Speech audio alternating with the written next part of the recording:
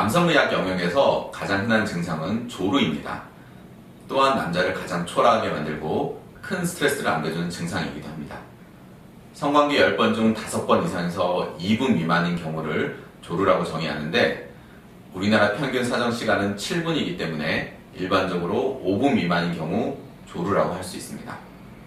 조루는 크게 3가지로 나눌 수 있는데, 첫째 민감성 조루, 둘째 발기 강직도가 떨어져서 생기는 2차성 조루, 셋째 기존에 민감성 조루가 있던 분이 발기력이 떨어지면서 조루가 더 심해지는 복합성 조루가 있습니다. 민감도 검사와 상담을 통해 이 중 어떤 타입인지 구분할 수 있는데, 검사 결과가 정상보다 민감한 경우, 민감한 부분을 정상 감각으로 만들 수 있는 방법은 수술밖에 없습니다.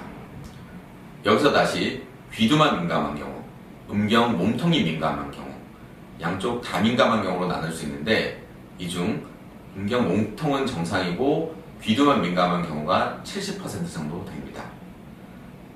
이런 경우는 배부신경 차단술만 하면 되고, 그러다 보니 배부신경 차단술만으로 해결되는 조루가 가장 많기 때문에 조루 수술 이콜 배부신경 차단술이라고 생각하시는 분들이 많습니다.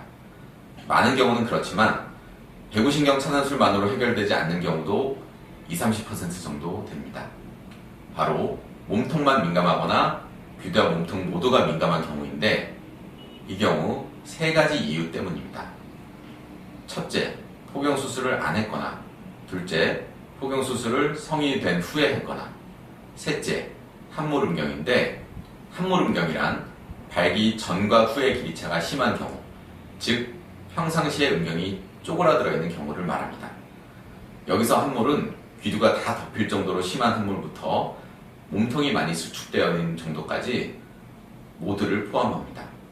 우리 몸은 원래 접히거나 들어간 부분이 예민한데, 들어가 있는 음경이 몸 밖으로 노출되도록, 즉 함몰음경 자체가 교정되지 않으면 민감도도 좋아질 수 없습니다. 외형이 치료되지 않으면 기능도 치료될 수 없다는 뜻입니다.